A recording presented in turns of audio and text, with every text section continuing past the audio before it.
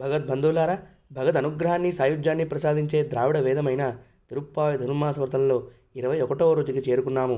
ముందుగా పాసురాన్ని అనుసంధానం చేసుకుని అర్థాన్ని తెలుసుకునే ప్రయత్నం చేద్దాం.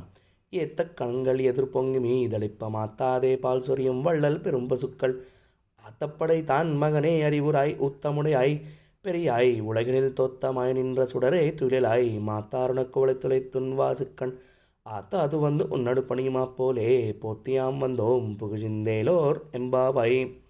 అసంఖ్యాకములైన ఉదారములైన బలసిన ఆవులు గల నందగోపుని కుమారుడ, ప్రమాణ దార్ఢ్యము కల పరబ్రహ్మ స్వరూప, ఆశ్రిత రక్షణలో ప్రతిజ్ఞా దృఢత్వము గలవాడ, జ్యోతిస్వరూప, శత్రువులు నీ పరాక్రమానికి లొంగి నీకు దాసులై నీ పాదార విందాన్ని ఆశ్రయించినట్లు మేము కూడా నీ గుణములకు లొంగి నిన్ను స్తుతించడానికి వచ్చాము అని అన్నలమ్మవారు కృష్ణుడిని మేల్కొల్పుతోంది ఈ పాసురంలో నీలాదేవి కూడా అన్నలమ్మవారితో కలిసి కృష్ణుడిని మేల్కొల్పుతోంది.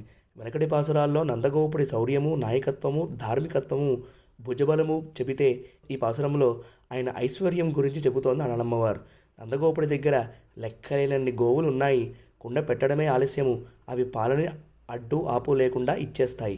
ఇక్కడ అంతరార్థం ఏమిటి అంటే, పాలు అంటే భగవద్గుణములు, ఆచారులే గోవులు, శిష్యులే పాత్రలు లేదా కుండలు అని అర్థం.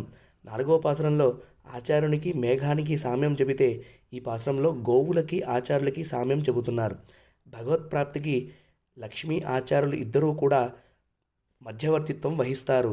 వారి సంబంధాన్ని మనం అనుసంధానం చేసుకోవడమే పరమాత్మ కటాక్షం ప్రాప్తిస్తుందని ఇక్కడ నందగోపుని కుమారుడా నిద్ర నుండి లే అని అంటోంది అన్నమ్మవారు.